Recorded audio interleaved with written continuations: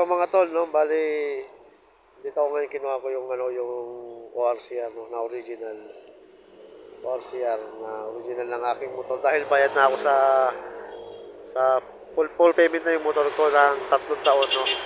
Dito sa may Shumisho. PCX 160 yung unit ng motor ko. So dito to sa may no, sa may Anabo 2A. Imus Cavite dito sa may Shumiso. So, napakaraming redemption ng mga motor, no? Ano yan, tutubusin pa ng mga may-ari yan. Yung iba naman dyan, mga tol, binibenta na. May mga price yan, pero hindi ko na kinuhaan kasi bawal eh.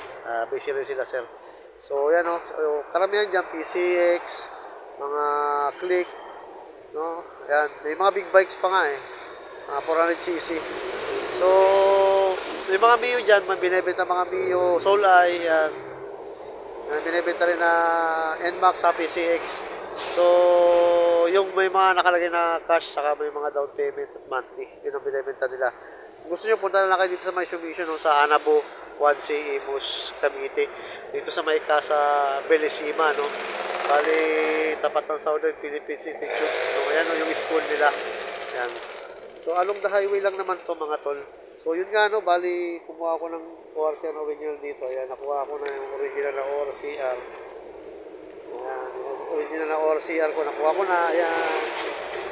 Ayan, CR. Ayan, ayan, CR. Ayan. Tapos yan, nakuha ko na. Bali, saglit lang. Hindi uminit yung kwet ko sa upuan.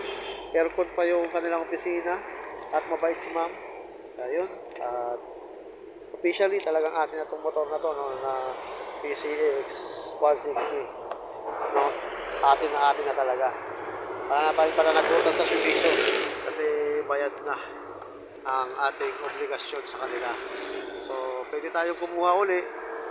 O gugustuhin natin sa kanila o sa ibang naman dealer, no, na Shumisho. So yun lang mga tol. Salamat sa Shumisho at natapos na rin ang aking bayarin dito sa kanila.